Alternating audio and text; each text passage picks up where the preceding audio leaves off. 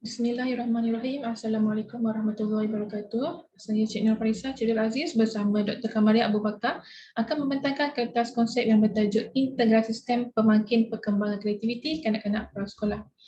Okey, baik. Umum mengetahui bahawa kita sekarang ni berada di dalam dunia yang semakin mencabar. Jadi kita seharusnya perlu mempersiapkan diri dengan mengembangkan kemahiran kreativiti agar kita berkebolehan dalam menyelesaikan sesuatu masalah. Jadinya kreativiti ini perlulah dipupuk sejak dari usia kanak-kanak lagi. Dan bagi mempersiapkan kanak-kanak menghadapi dunia yang semakin mencabar, terutamanya pada masa depan, kertas konsep ini membincangkan tentang integrasi STEM sebagai suatu pendekatan alternatif yang perlu digunakan di dalam pendidikan prasekolah.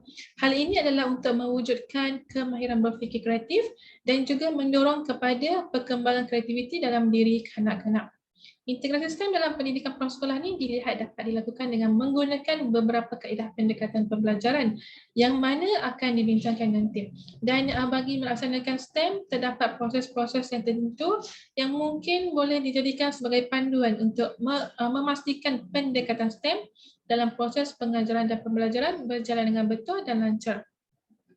Kertas konsep ini juga turut membincangkan tentang isu-isu yang dihadapi dalam pendidikan prasekolah untuk memupuk kreativiti dan juga melaksanakan pendekatan STEM.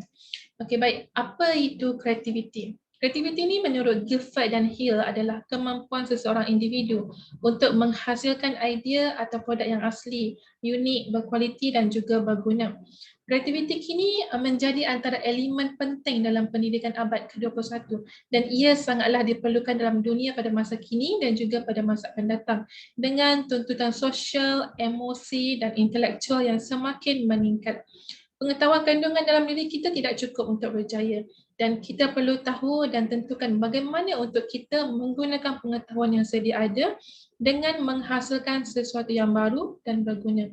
Dalam pada itu juga, UNESCO telah menegaskan bahawa kanak-kanak perlu diberikan galakan untuk meningkatkan tahap kemahiran kreativiti mereka. Okey, kenapa kreativiti perlu dipupuk pada peringkat prasekolah ni? Okey, umum mengetahui bahawa prasekolah ni adalah pendidikan awal untuk kanak-kanak yang berumur 4 hingga 6 tahun dan prasekolah ni menjadi langkah permulaan kepada kanak-kanak untuk mereka meningkatkan kemahiran diri. Okey, Legat 2017 berpendapat waktu yang tepat untuk merangsang otak adalah pada peringkat awal kanak-kanak supaya dapat melahirkan pemikir yang kreatif dan berinovasi pada masa depan. Hal ini kerana 80 hingga 85% kanak-kanak pada usia 6 tahun pertama mengalami perkembangan otak yang cerdas di mana minda mereka didapati lebih mudah menyerap berbanding dengan kanak-kanak yang berumur 7 tahun dan ke atas. Kanak-kanak ni sebenarnya mereka sudah pun mempunyai kreativiti dan ahli psikologi Vygotsky juga berpendapat bahawa semua manusia termasuklah kanak-kanak mempunyai keupayaan untuk menghasilkan pemikiran yang kreatif. Di Malaysia, Kementerian Pendidikan Malaysia juga telah menekankan kreativiti melalui pelaksanaan KHEBAT iaitu kemahiran berfikir alas tinggi di dalam KSPK iaitu Kurikulum Standard Prasekolah Kebangsaan. Namun begitu, hasil tinjauan ahli dan manda mendapati bahawa tahap kreativiti kanak-kanak prasekolah kurang memuaskan kerana guru mengabaikan pemupukan kreativiti dengan mengutarakan soalan tertutup dan mengamalkan kaedah pengajaran dan pembelajaran yang berpusatkan guru. Sekiranya hal ini berterusan diabaikan dan tidak diberi perhatian, matlamat KPM untuk memenuhi visi dan aspirasi Pelan Pembangunan Pendidikan Malaysia berkemungkinan gagal dicapai. Okey, seterusnya STEM. Apa itu STEM? Saya pasti rata-rata pendidik sudah pun menyedari akan integrasi STEM ni. STEM ialah gabungan integrasi disiplin ilmu bagi mata pelajaran sains, teknologi, kejuruteraan dan juga matematik. Actor et al. Menyatakan STEM digunakan sebagai kurikulum dan dasar pendidikan dalam proses pengajaran dan pembelajaran di beberapa buah negara luar seperti Amerika Syarikat, Finland serta beberapa buah negara lain lagi. Dan Malaysia juga tidak ketinggalan untuk menggunakan pendekatan STEM dalam sistem pendidikan pada masa kini. KPM telah menetapkan visi untuk melahirkan modal insan yang berkualiti dan mencukupi dalam bidang STEM ini agar dapat memacu ekonomi negara. Namun berdasarkan laporan Pelan Pembangunan Pendidikan Malaysia pada tahun 2019, Berlaku penurunan minat STEM secara global walaupun terdapat permintaan yang semakin meningkat untuk bakat STEM. Hal ini bukan hanya berlaku di Malaysia sahaja, malah negara-negara seperti Finland, Amerika Syarikat dan Singapura juga menghadapi perkara yang sama. Jadi, bagaimana untuk kita menghadapi masalah ini? Salah satunya adalah dengan cara menggunakan pendekatan STEM dalam pendidikan prasekolah. Sebabnya, ahli psikologi Piaget berpendapat kanak-kanak yang berumur 6 tahun ke bawah ni, mereka mempunyai naluri ingin tahu dan sifat penerokaan yang tinggi. Jadi, prasekolah perlulah menjadi titik permulaan kepada kanak-kanak untuk mempelajari STEM. Hal ini bukan sahaja dapat mewujudkan rasa minat kanak-kanak terhadap STEM, malah dapat membantu mereka untuk meningkatkan kemahiran dalam bidang STEM serta kemahiran berfikir secara kreatif dan kritis. Kanak-kanak juga dapat meneroka secara terbuka, bebas untuk memiliki perasaan ingin tahu dan juga mereka dapat mempersoalkan mengenai sesuatu perkara serta mereka juga dapat mengaplikasikan pengetahuan dan idea mereka kepada realiti.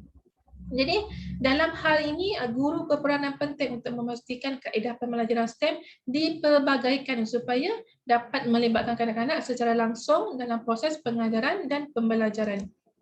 Okey, baik. Terdapat 3 kaedah pembelajaran STEM yang dilihat bersesuaian dengan perkembangan kanak-kanak prasekolah. Okey, pertama adalah pembelajaran STEM berasaskan bermain. Bermain ini merupakan fitrah semula jadi dalam diri kanak-kanak. Mereka dapat bermain dan juga belajar pada waktu yang sama melalui pendedahan terhadap permainan ataupun bahan yang berkaitan dengan STEM. Okey, yang kedua adalah pembelajaran STEM berasaskan inquiry. Kaedah ini merangkumi aktiviti penerokaan, penyiasatan, pembinaan pengetahuan, penyoalan serta memerlukan kanak-kanak untuk berfikir secara logik dan juga reflektif. Dan yang ketiga adalah pembelajaran STEM berasaskan projek.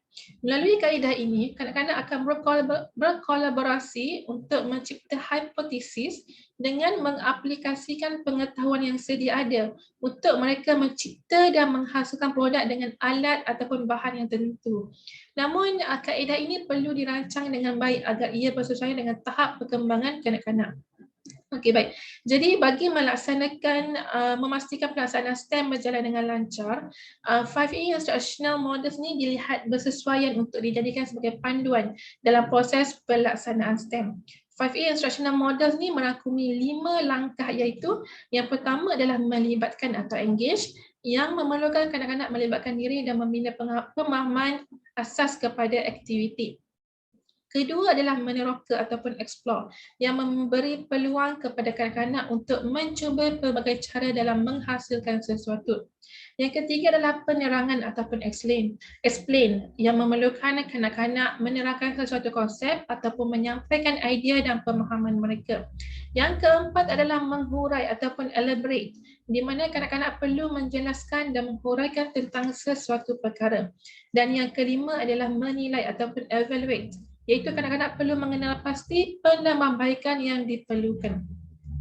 Dan selain daripada itu juga, ULTE dan ACTAS juga turut menetapkan 7 langkah sebagai panduan kepada proses pelaksanaan STEM, iaitu langkah yang pertama, mulakan aktiviti dengan masalah kehidupan sebenar dan kemukakan kepada kanak-kanak dalam konteks yang sesuai. Langkah yang kedua adalah menyatukan aktiviti kepada 2 ataupun lebih disiplin STEM. Langkah yang ketiga adalah menjadikan aktiviti berpusatkan kanak-kanak. Langkah yang keempat adalah menyesuaikan aktiviti dengan ciri-ciri pendekatan pembelajaran seperti pembelajaran berasaskan bermain, projek ataupun inquiry. Langkah kelima adalah konfigurasi aktiviti ke dalam bentuk kerja berkumpulan. Langkah keenam adalah reka bentuk semula dan langkah yang ketujuh adalah menilai reka bentuk. Okey, pelaksanaan STEM ni sebenarnya tiada panduan tetap pun, namun langkah-langkah ataupun proses-proses seperti yang dinyatakan tadi boleh dijadikan sebagai panduan asas kepada kaedah pelaksanaan STEM yang merangkumi topik perbincangan, mengenal pasti masalah, mencari penyelesaian masalah, mereka cipta prototipe dan juga membuat penilaian. Okey, baik.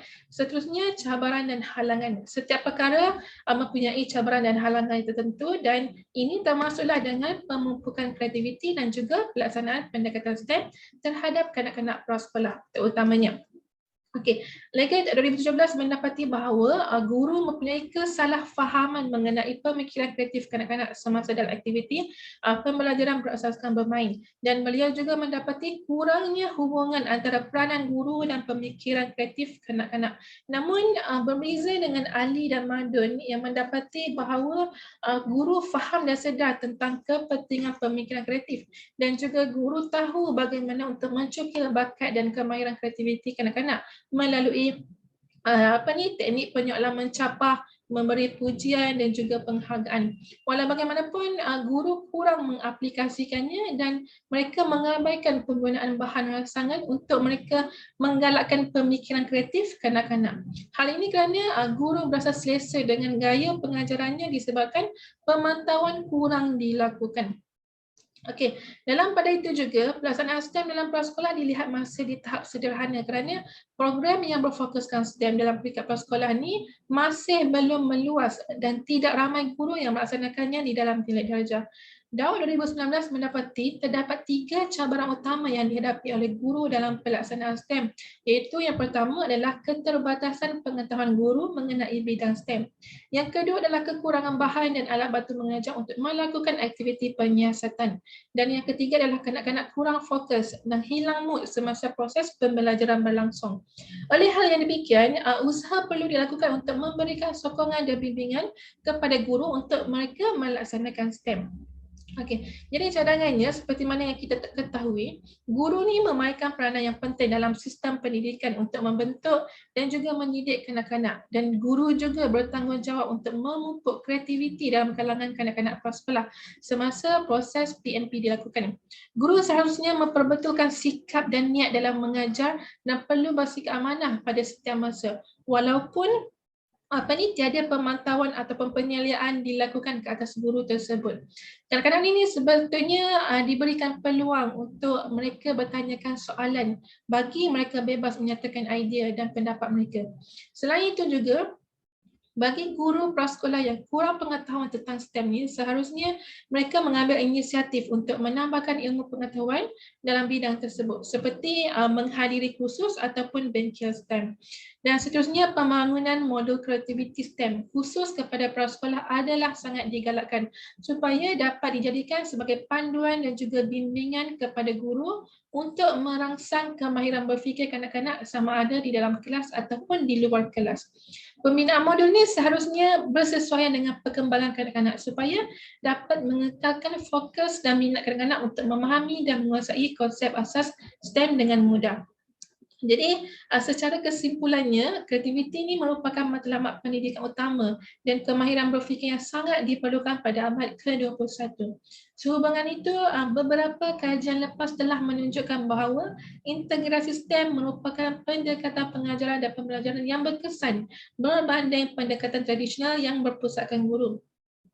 Pendedahan awal mengenai pembelajaran STEM di peringkat prasekolah adalah langkah penting untuk mewujudkan kemahiran berfikir kreatif dalam kalangan kanak-kanak. Hal ini kerana pemikiran kreatif akan mendorong kepada perkembangan kreativiti dan sangat penting untuk suasana pendidikan kontemporari. Okey, jadi itu sahaja daripada kami. Terima kasih. Assalamualaikum.